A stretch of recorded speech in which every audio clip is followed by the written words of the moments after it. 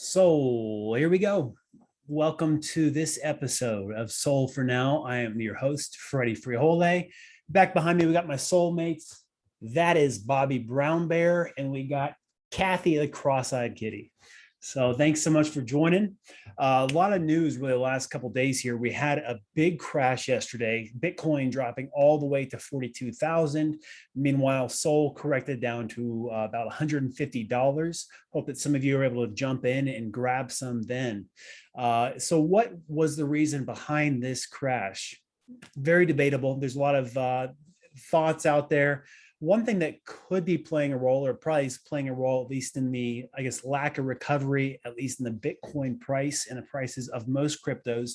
And that's the fact that Coinbase is facing potential action from the SEC if they move forward with their lending program.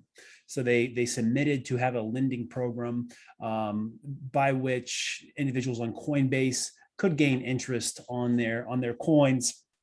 And the SEC replied and told them that if they move forward with that they would receive action from the SEC. We've already seen that Uni is now under investigation, that is Uniswap, by the SEC. And of course, Ripple or XRP is undergoing investigation as well, and really has moved forward to a trial there. So a lot of FUD going on right now from the SEC. It's going to be quite a challenge, I think, here in the next few years to see what happens between the SEC and the crypto market.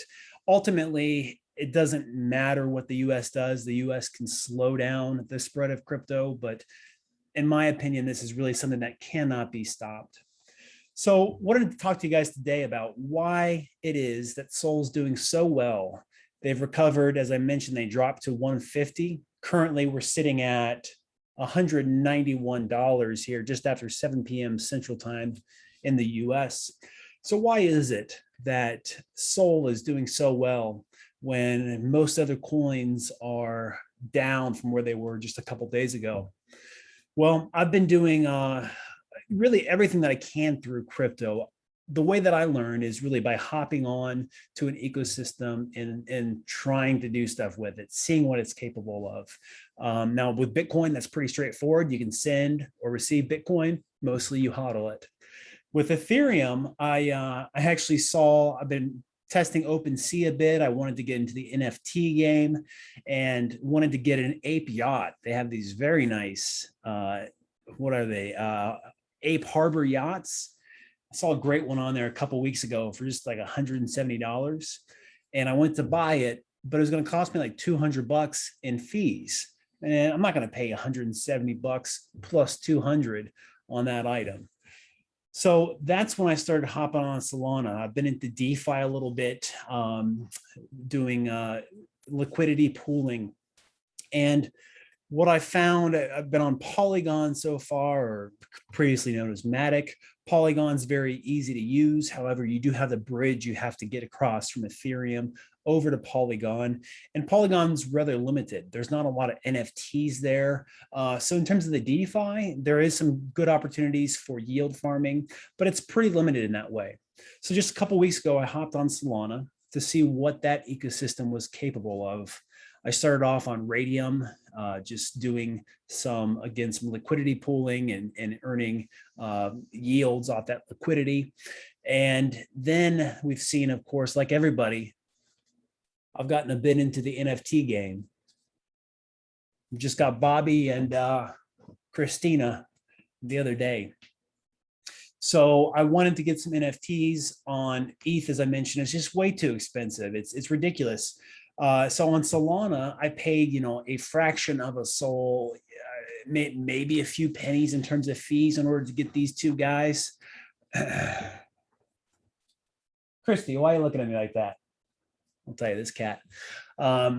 Pay just a few cents in fees rather to get these two guys.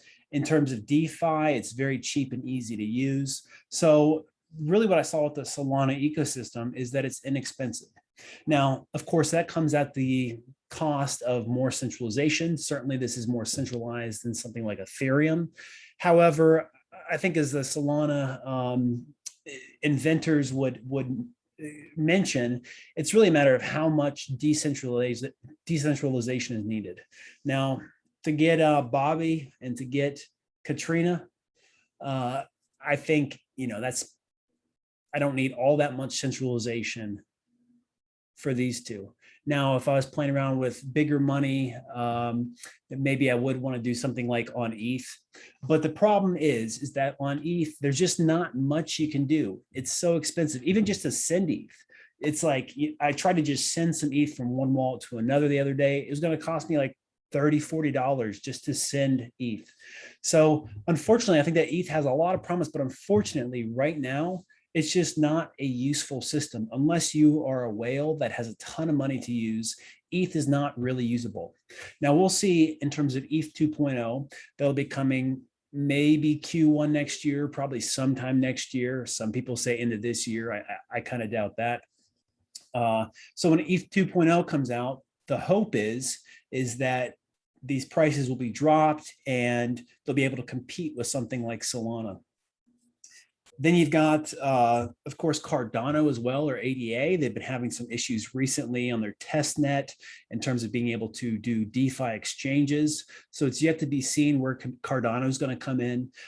There certainly is a possibility that Cardano could become a big player.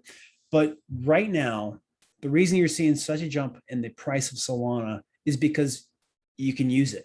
You can use it, and it doesn't cost a ton of money in fees. It's the only blockchain right now that has the combination of low fees, of fast processing speeds, and actually having apps on it that you can use. You've got Solana Art, you've got, what's the other one? Digital Eyes, or I forget the name of the other one. I'll put a link to it in the description here. There goes the cell phone.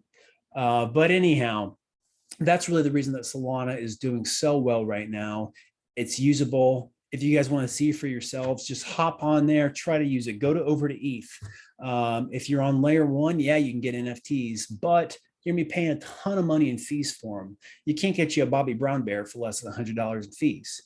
If you go over to Matic, fees are a lot lower. You got to get over the bridge. You got to get back over the bridge. And then once you're there, there's not much to do besides DeFi. So the way I see things shaking out right now, at least, most of my DeFi money is in Ethereum.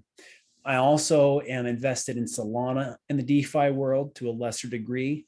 And the NFTs, that's really where I'm going to stay. So I think long term, if Solana can really become the NFT hub, that's a huge market in itself. Now, granted, there's much more these blockchain technologies can do other than just NFTs. But at the moment, NFTs are all the craze. It's where most of the action's happening. And Solana is the blockchain that has the most exciting NFTs coming out, at least arguably, and the ones that you can actually get without paying $100 or $200 in gas fees at the moment. So with that, I appreciate you guys so much for joining in. And I guess that's Sol for now. So long.